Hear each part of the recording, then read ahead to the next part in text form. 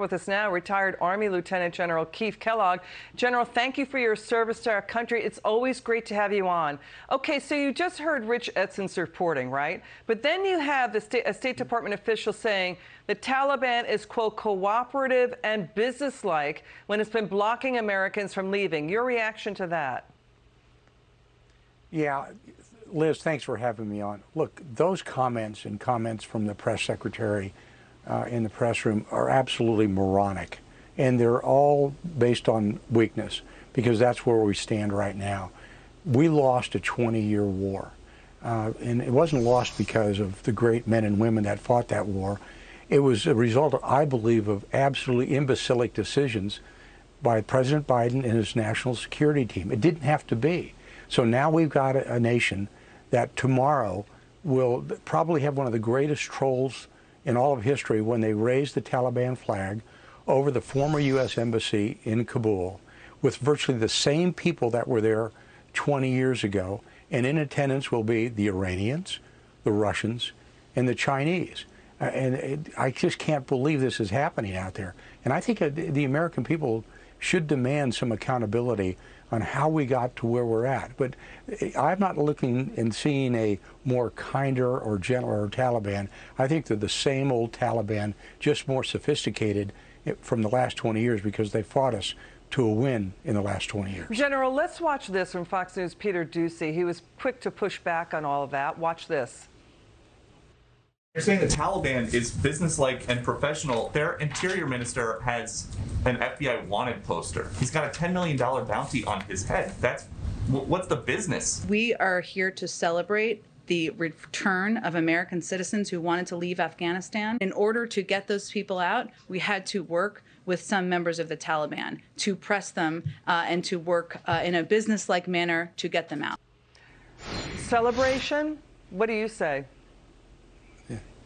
Yeah, Liz, I mean, that's one of the great misdirects I've ever seen out there because they know it's coming from weakness. Look, tomorrow you're going to see the formation of one of the great terrorist states in the world. It's going to be a lot bigger than ISIS ever had their caliphate grow to. And you're going to see inside that terrorist state, you're going to see the resurgence of Al-Qaeda. You're going to see the Haqqani network come to power. You're going to see ISIS-K out there. And then at the borders contiguous with Iran, who we've declared a state sponsor of terrorism. I mean, I know they can misdirect the language, but bottom line, it's a massive failure of gigantic proportions. And it just, we shouldn't let anybody try to get away with language like that. Yeah, and I congratulate Peter for making comments like that. And the State Department spokesman said we don't make, quote, sweeping judgments about terrorists. So that's a line coming out of the State Department spokesman. You know, Senator, even, excuse me, General, even Senator Richard Blumenthal, he's a Democrat, his office says passengers are showing the right paperwork. It's the Taliban stopping Americans.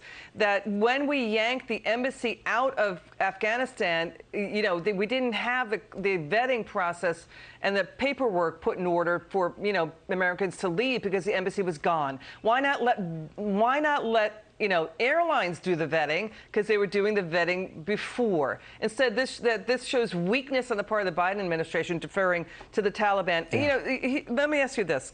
The Secretary of State, Antony Blinken, he will testify starting Monday and Tuesday of next week. What do you think of this question? Should lawmakers ask him this?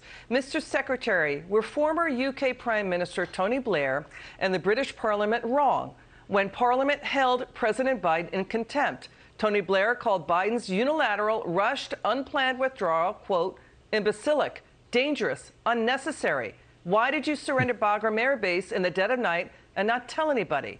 Did you have a travel ban for Americans to not fly into the hot zone of Afghanistan? Should they ask those questions? Well, yes, they should. But here's the better question that I would ask, Liz.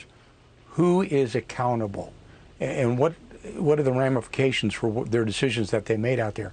You know, I don't see anybody leaving the administration for a loss. We lost a war, 20 years of war. We had over 3,000 or almost 3,000 killed in action. We had thousands more wounded, spent trillions of dollars. And based on the decisions they made, we lost a country. Okay, now who's accountable for that? I mean, when I was in the military, you lost a piece of equipment. You were personally accountable. In the Navy, if you're a ship captain and you're asleep at 3 in the morning and the watch officer runs into something else, the captain's relieved. Now we're just kind of saying, well, that's okay. We lost a country. Let's go on to the next subject. It's amazing to me. I would really hold their feet to the fire and ask them those hard questions about accountability and the decisions that were made. Thank you for that. We were just split screening and showing video of the Taliban assaulting citizens on the streets of Afghanistan. General, thank you again for coming on and for your service to our country. We're going to have you back on again soon.